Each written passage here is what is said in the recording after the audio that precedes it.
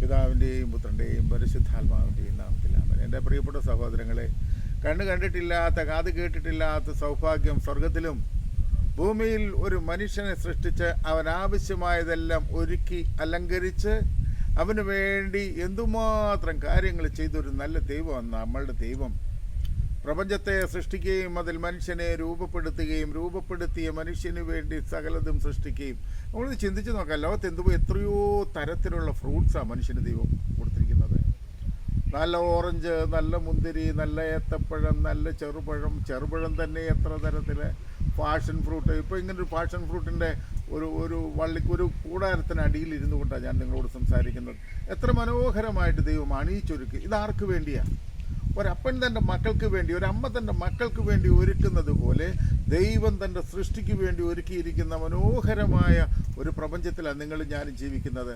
നമ്മളുടെ ജീവിതം ദൈവത്തിൻ്റെ കരങ്ങളിൽ ഏൽപ്പിച്ചാൽ മതി, ദൈവത്തെ സ്നേഹിച്ച് ജീവിച്ചാൽ മതി. ബാക്കി കാര്യങ്ങളെല്ലാം ദൈവം അത്ഭുതം പോലെ നടത്തും. പ്രിയപ്പെട്ടവരെ, ജീവിതത്തിലെ പരാജയങ്ങൾ, ആകുലതകൾ, അസ്വസ്ഥതകൾ ഇതൊക്കെ സ്വാഭാവികമാണ്. ഇതിനെ അതിജീവിക്കാൻ കഴിയുന്ന ഒരു കൃപ ദൈവത്തിൻ്റെ പരിശുദ്ധാത്മാവ് നിനക്ക് നൽകും. അതുകൊണ്ട് നീ ആശ്രയിക്കുന്ന ദിവ്യകാരുണ്യം, നീ പങ്കെടുക്കുന്ന ബലിപീഠം, അവിടെ നിനക്ക് ആവശ്യമായതെല്ലാം കിട്ടും.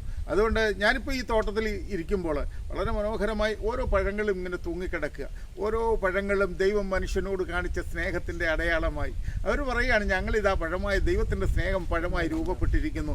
ഈ രൂപപ്പെട്ടിരിക്കുന്ന പഴത്തിൻ്റെ ഉള്ളിൽ നിൻ്റെ ആരോഗ്യത്തിന് വേണ്ടുന്ന ഒരുപാട് നന്മകൾ ദൈവം വെച്ചിട്ടുണ്ട്. ഇത് നീ എടുക്കുക, നീ ഇത് കഴിക്കുക, നീ ഇതിൽ നിന്ന് ഊർജ്ജം ഉൾക്കൊണ്ട് സ്നേഹത്തോട് ജീവിക്കുവാൻ ദൈവം നിന്നെ വിളിക്കുന്നു. പ്രിയപ്പെട്ട സഹോദര, നീ ഒരു പഴുത്ത മാങ്ങ തിന്നുമ്പോൾ, പഴുത്ത പേരയ്ക്ക തിന്നുമ്പോൾ, രുചിയുള്ള ഏത് ഫലം തിന്നുമ്പോൾ നീ ചിന്തിക്കണം, എനിക്ക് വേണ്ടി എൻ്റെ ദൈവം സൃഷ്ടിച്ചതാ. അപ്പോൾ ആ ഒരു പഴമെടുക്കുമ്പോൾ നന്ദി നിറഞ്ഞ ഹൃദയത്തോടെ എടുക്കാൻ സാധിക്കുന്ന ആ ഒരു വ്യക്തിത്വമായി തീരട്ടെ. പ്രിയപ്പെട്ടവരെ, നമ്മൾ ഇല്ലായ്മയെ നോക്കി കരയാതെ, കയ്യിലുള്ളതിനെ നോക്കി, അല്ലെ ദൈവം തന്നതിനെ ഓർത്ത് നന്ദി പറഞ്ഞ് കൃപയുടെ ജീവിതം ജീവിക്കുവാൻ ദൈവത്തിൻ്റെ പരിശുദ്ധാത്മാവ് എന്നെയും നിങ്ങളെയും വിളിക്കുന്നു.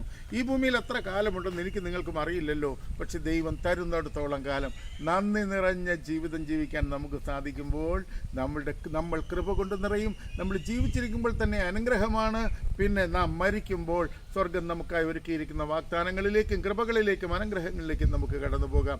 അതുകൊണ്ട് ഈ കോവിഡ് കാലത്ത് നിരാശപ്പെടാതെ പ്രത്യാശയോടെ ജീവിക്കാൻ ഞാൻ ഈ പഴവർഗ്ഗങ്ങൾ ഇങ്ങനെ കാണിക്കാൻ കാരണം, എൻ്റെ പ്രിയപ്പെട്ട സഹോദരങ്ങളെ, നിങ്ങൾ എന്തെങ്കിലും ചിന്തിച്ചിട്ടുണ്ടോ ഈ മനുഷ്യന് വേണ്ടി ദൈവം ഒരുക്കിയിരിക്കുന്ന വിശാലമായ ഫ്രൂട്ട്സിൻ്റെ ഒരു മേഖല?